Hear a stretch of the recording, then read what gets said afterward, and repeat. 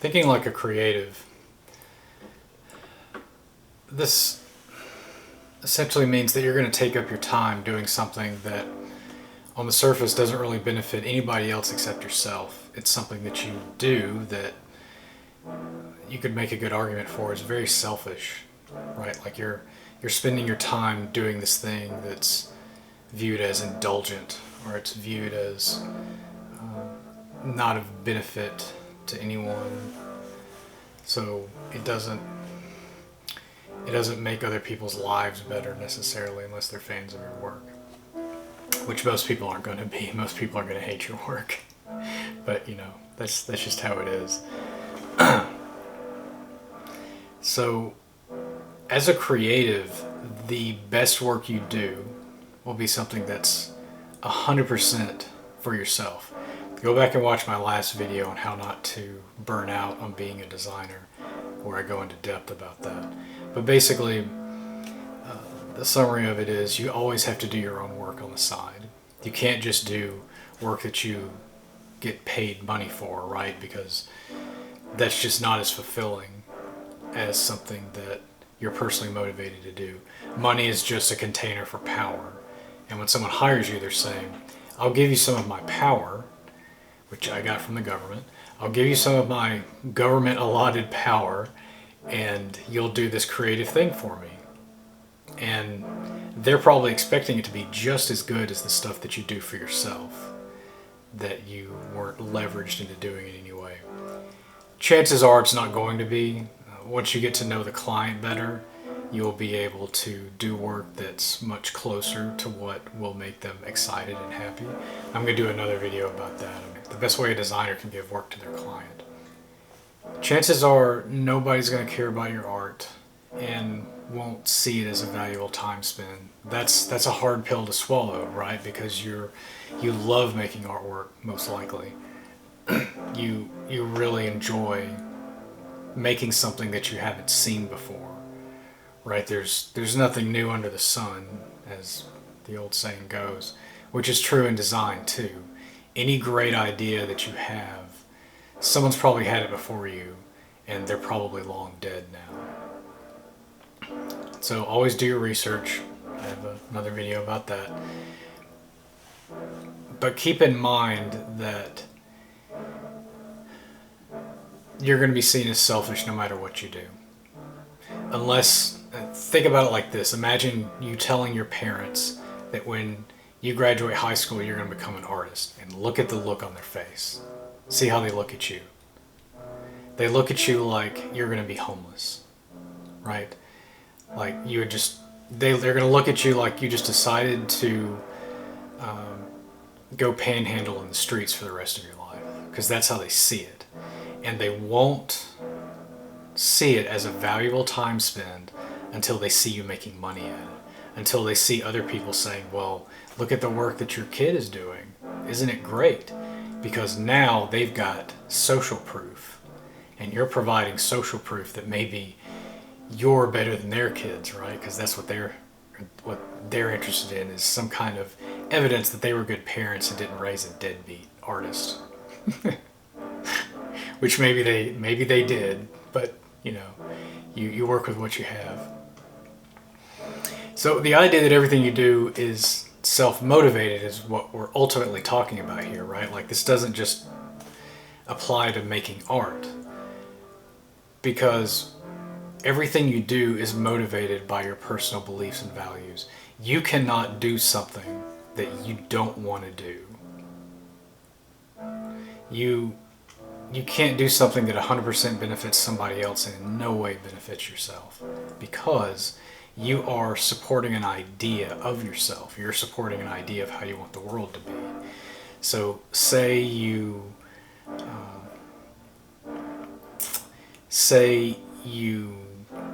are going to do something nice for a neighbor, right? Like maybe there's an old lady that lives by herself, and you make an extra plate and you take it and give it to her for dinner because you know that she doesn't eat well.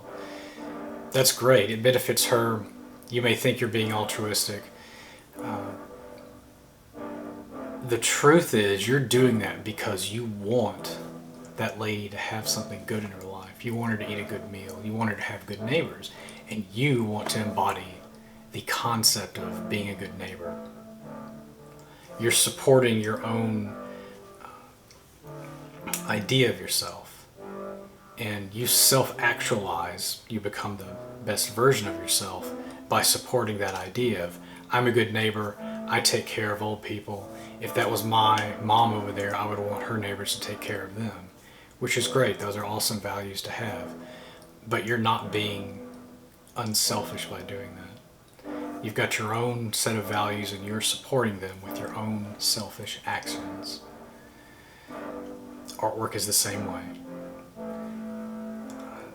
And once you can accept that everything you do for yourself, you can make a priority of what's important in your life, right? So you think of all these commitments that you have where I want to do things for my friends, I need to get this work done for my boss. There are people who are in need that I don't know, but I want to go donate my time and do things for them. Maybe I want to do some things for my immediate family. And you see them as all these separate spheres that are fighting for each other as a time, and there's a list of all these things in every sphere. There aren't multiple lists, there aren't multiple spheres. There's one list. And the thing you want to do the most goes right to the top of that list. And I'll get to that in a minute. But this is an old idea, right? For a long time I thought I was super clever and that this was my own idea and that I discovered this thing that helped me organize my life and my time and set my priorities straight.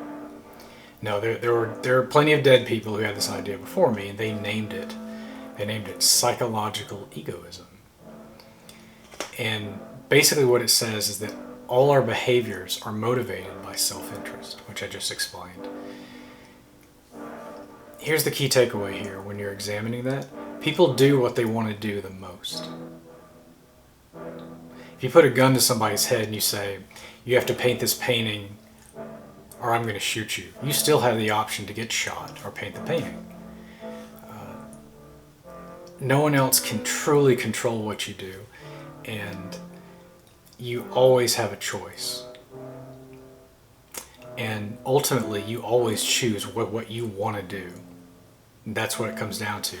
Maybe you have somebody who is an artist and they don't paint the way you think they should, or they don't display their work the way they should, or they don't market themselves the way you think they should.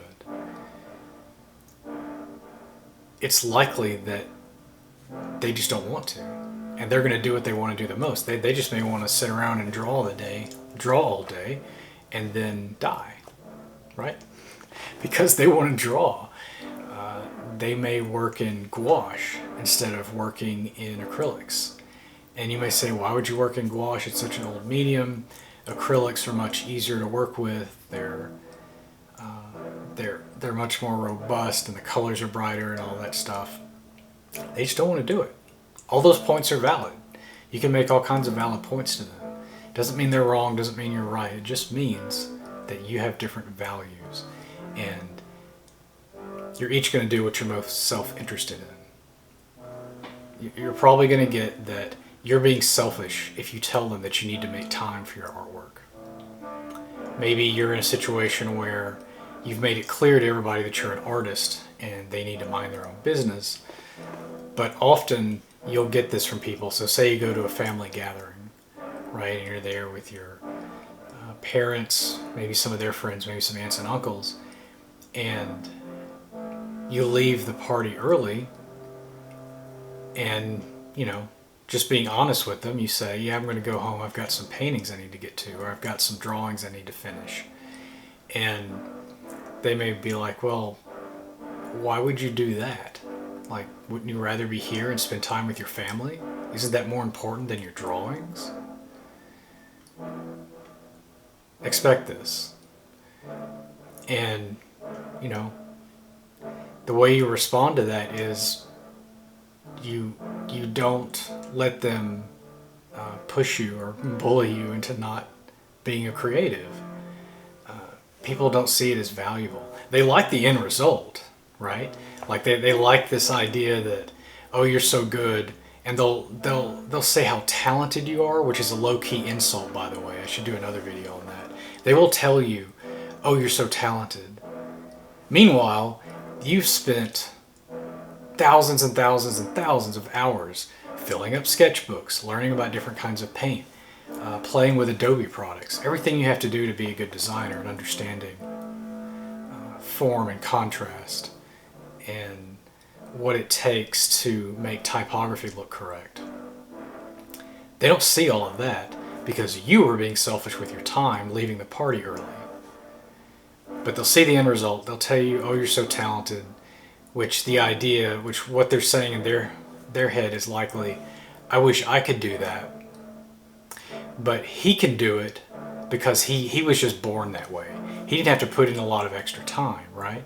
So that absolves me from having to put any effort into getting as good as he is. And while he's born being good at this stuff, they have to try and fail so many times. I've got multiple sketchbooks which are absolute garbage. But you've got to do it. You've got to produce a ton of bad art before you ever make good art. And you just have to accept that and don't beat yourself up in the beginning. That's really important. It's another video I should do. So, don't worry about being selfish. Don't let people shame you into not spending your time doing something that you're passionate about.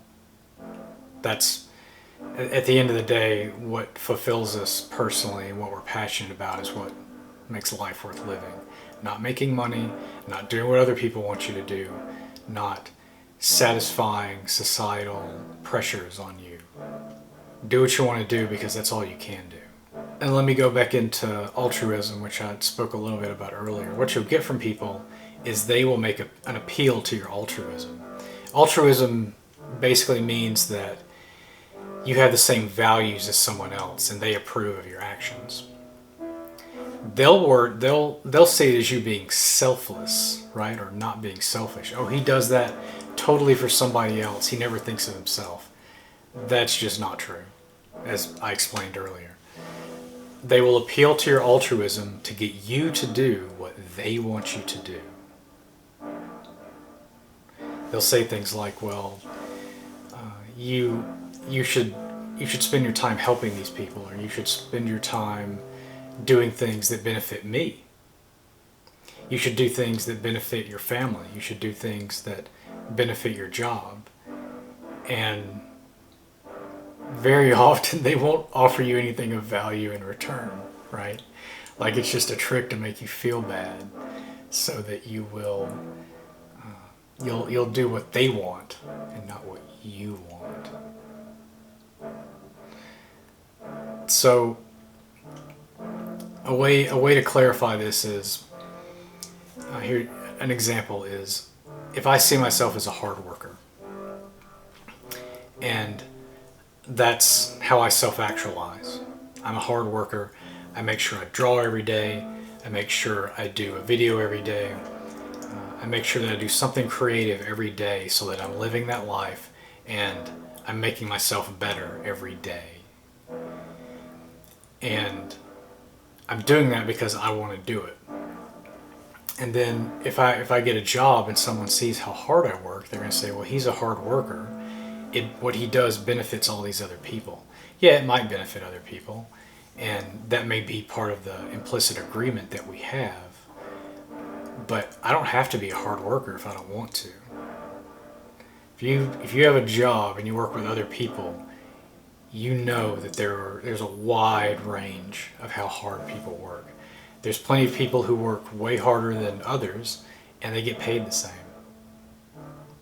They don't have any external benefits that would seem to explain why it is that they work so hard. Well, the reason that they work so hard is because they want to. It isn't because they're going to get some kind of reward. It isn't because they are trying to impress somebody. Some people may work hard to impress somebody. But ultimately, they want to be seen. They want to see themselves as a hard worker. You can't just go up to your employees if you're middle management and you're dealing with some creatives. You can't just tell your graphic artists, hey, you guys need to work harder. If you don't believe me, give it a try. See how it goes over. Make an appeal to their altruism and see what it gets you. So that's it. Be selfish.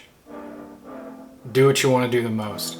Don't let people shame you into not being creative and not spending time on what you're passionate about. Go out and do less.